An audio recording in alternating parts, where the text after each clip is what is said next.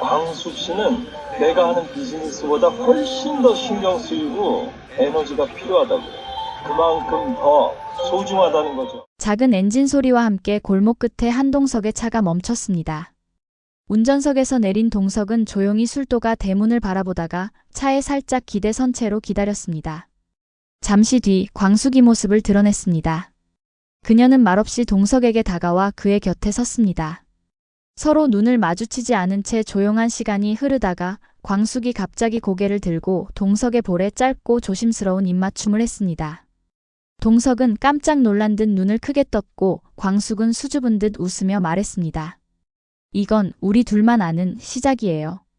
동석은 말없이 그녀의 손을 잡았습니다. 두 사람 사이엔 말보다 깊은 약속이 흐르고 있었습니다.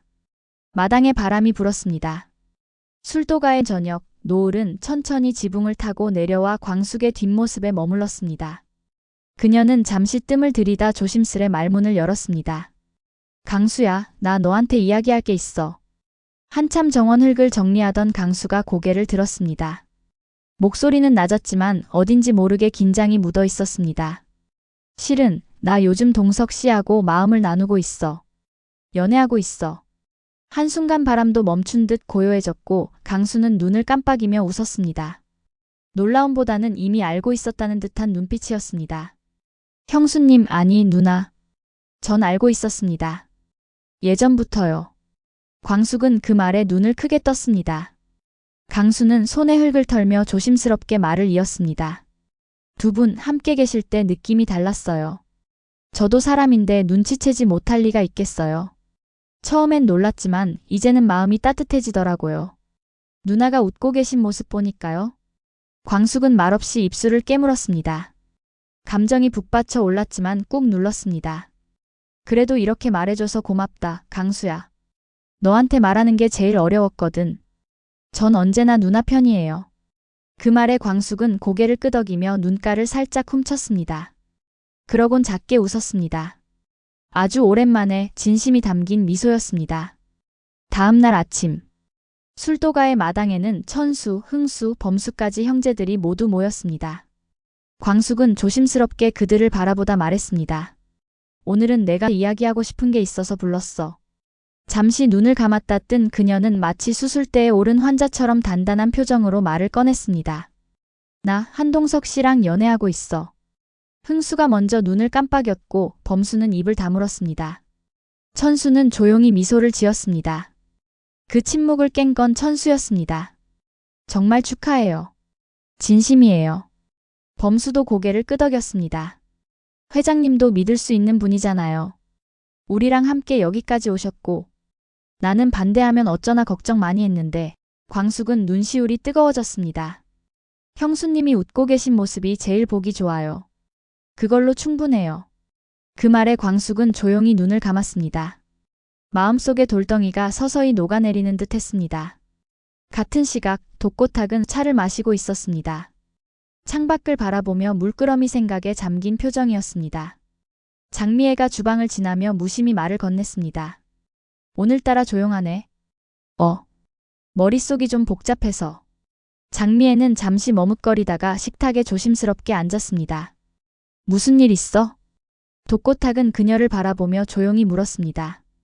혹시 강수 그 아이랑 예전에 무슨 인연이라도 있었나? 장미애는 순간 굳어졌고 손에 들고 있던 컵이 살짝 떨렸습니다. 갑자기 왜 그런 말을, 아니, 계속 마음에 걸려서. 장미애는 애써 웃었습니다. 그냥 걱정돼서 그랬던 거지. 그 아이도 이제는 다 컸는데 아직도 마음 한켠에 남아있는 게 있어서.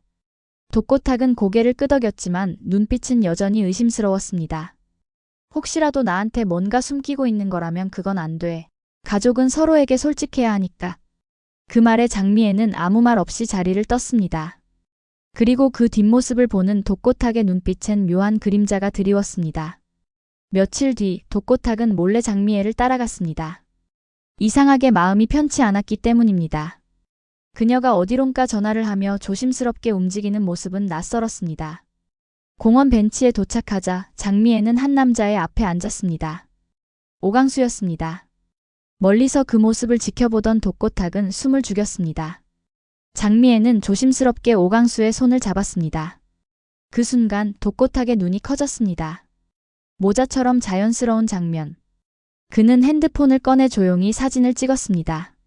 그럴 리가 없어 설마. 이후 독고탁은 장미애의 방에서 조용히 머리카락을 하나 가져옵니다.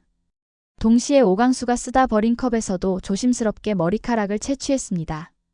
곧바로 유전자 검사소에 의뢰서를 넣었습니다. 검사 결과가 도착한 건 사흘 뒤였습니다. 봉투 안에는 단 하나의 문장이 쓰여 있었습니다. 오강수와 장미애는 생물학적 모자 관계입니다. 일치율 99.9%. 독고탁은 그 자리에 주저앉았습니다. 손에 쥔 종이가 툭 바닥에 떨어졌습니다. 그 눈빛은 분노를 넘어서 충격과 배신으로 얼룩졌습니다. 그날 밤 장미애가 귀가하자 독고탁은 식탁에 앉아 있었습니다. 손엔 봉투 하나가 들려 있었고 말없이 그걸 장미애에게 건넸습니다. 장미애는 아무것도 모른 채 봉투를 열었습니다. 종이를 꺼내 펼친 순간 그 얼굴이 하얗게 질렸습니다. 이게 뭐야? 언제부터였어? 강수를 내 눈앞에 데리고 다니면서 아무렇지 않게 연기했어? 장미애는 말없이 고개를 떨구었습니다. 그 순간 독고탁의 숨소리가 거칠게 변했습니다. 당신 대체 정체가 뭐야? 장미애는 입술을 떨며 가까스로 말문을 열었습니다. 그땐 말할 수 없었어. 그 아이를 낳고도 제대로 안아보지도 못하고 떠나야 했던 시간이 너무 길었어. 강수가 나를 엄마라고 부를 자격이 있는지도 모르겠고. 독고탁은 분노로 부르르 떨던 손을 내려다보았습니다. 그런 당신을 나는 수십 년 동안 가족이라 믿고 지냈는데. 장미애는 조용히 눈을 떨구며 말했습니다. 미안해요. 하지만 나도 용서받고 싶어서 말하려던 순간이 있었어. 그때마다 겁이 났어. 강수가 나를 원망하면 어쩌나, 술도가에서 또 쫓겨나면 어쩌나. 그녀의 고백은 슬픔에 가까운 용기였습니다. 그 순간 강수의 목소리가 현관 너머에서 들려왔습니다. 어머니. 장미애는 눈이 동그래졌습니다. 독고탁 또한 고개를 돌렸고 문을 열고 들어선 강수는 무표정한 얼굴로 그들을 바라보고 있었습니다. 밖에서 다 들었습니다. 장미애는 말없이 일어섰습니다. 강수야, 그게. 강수는 조용히 고개를 저었습니다. 사실 오래전부터 이상했어요. 어린 시절 기억도 어렴풋이 당신을 알고 있었던 것 같았고요. 하지만 정말 그럴 줄은 몰랐습니다. 독고탁은 입을 다물고 있었고 장미애는 눈물이 그렁그렁 맺힌 채 강수 앞에 섰습니다. 강수야, 미안하다. 정말 미안하다. 강수는 말없이 서 있다가 천천히 그녀 앞으로 다가갔습니다. 저도 혼란스러워요. 솔직히 지금도 어지럽고요. 그런데 이렇게 힘겹게 꺼낸 이야기인데 제가 외면하면 안 될 것 같아요. 장미애는 그 말에 무너져 내리듯 강수를 끌어안았습니다. 강수는 잠시 멈칫했지만 이내 천천히 그녀의 등을 토닥였습니다. 조용한 포옹 속에서 오래 묵은 진실과 후회가 눈물 속에 녹아내렸습니다. 다음 날 아침 광숙은 식탁에 앉아있던 독고탁을 조용히 바라보다가 물었습니다. 무슨 일 있으셨어요? 어제부터 표정이 좋지 않으시네요. 독고탁은 무겁게 숨을 내쉬었습니다.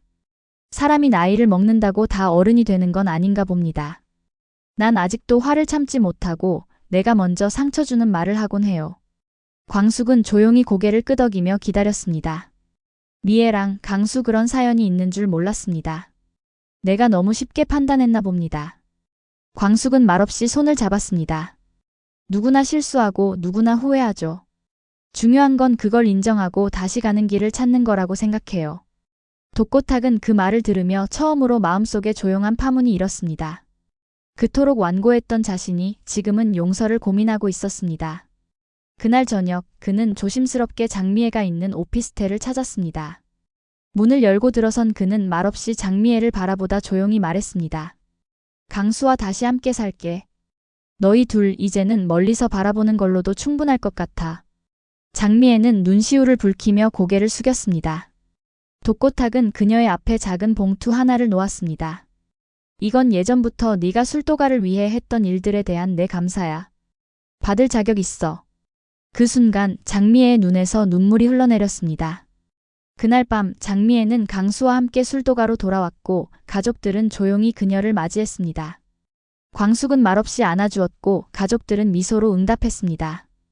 작은 파문을 지나온 그들은 이제 조용히 그리고 단단하게 서로를 받아들이고 있었습니다. 같은 시각 세리는 병원에서 한이를 돌보다가 오범수와 눈을 마주쳤습니다. 요즘 범수 씨가 곁에 있어서 다행인 것 같아. 오범수는 조용히 고개를 끄덕였습니다. 나도 세리 씨가 있어서 많이 버틸 수 있었어. 세리는 작게 웃었습니다. 그리고 이내 진지한 얼굴로 말했습니다. 우리 다시 시작할 수 있을까? 아니, 지금처럼 천천히 걸어가는 걸로도 충분하니까. 오범수는 잠시 그녀를 바라보다 말했습니다. 그래, 천천히 같이 걸어가자. 그렇게 두 사람의 눈빛은 말없이 교차했고 병실 한켠에 고요한 온기가 번졌습니다. 세리는 오범수의 손을 살며시 잡았습니다. 오래도록 서로를 놓지 못했던 손, 이제는 조금씩 단단해지는 느낌이 들었습니다. 한이는 깊은 잠에 빠져 있었고 이내 따뜻한 희망이 깃들기 시작했습니다. 몇 주 후 한동석과 광숙은 조용히 식탁에 마주 앉아 있었습니다. 커피잔에서 김이 피어오르고 있었고 동석은 말없이 광숙을 바라보았습니다. 광숙 씨, 아니, 이젠 그냥 우리 이름으로 부를 수 있으면 좋겠어요. 광숙은 잠시 머뭇거리다 웃었습니다. 이제야 그런 말 하세요? 동석 씨, 그동안 기다리느라 얼마나 속이 탔겠어요. 많이요. 근데 이제 괜찮아졌어요. 광숙 씨가 옆에 있으니까. 그렇게 두 사람은 조심스럽게 서로를 바라보며 마음을 나누기 시작했습니다. 술도가 마당에는 가족들이 하나둘 모여들었고 어느새 작지만 따뜻한 회의가 시작됐습니다.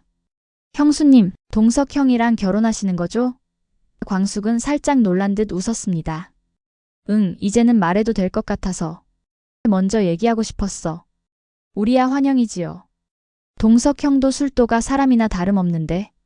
그렇지. 그리고 누나 행복해 보이셔서 진짜 좋아요. 그 말에 광숙은 울컥한 듯 눈을 내리깔았습니다. 결혼식은 조용히 LX 호텔에서 진행하기로 했습니다. 준비는 세리가 도맡았고 범수는 사회를 자청했습니다.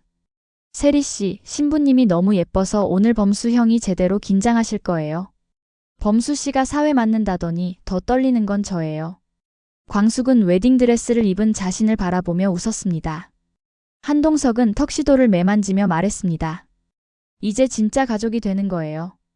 이렇게 오래 걸렸는데 그래도 지금이라도 와줘서 다행이에요. 결혼식장에는 술도가 식구들이 모두 모였습니다. 결혼식이 시작되자 조용한 음악과 함께 동석과 광숙이 함께 입장했습니다. 이제야 제대로 된 가족이 되는구먼.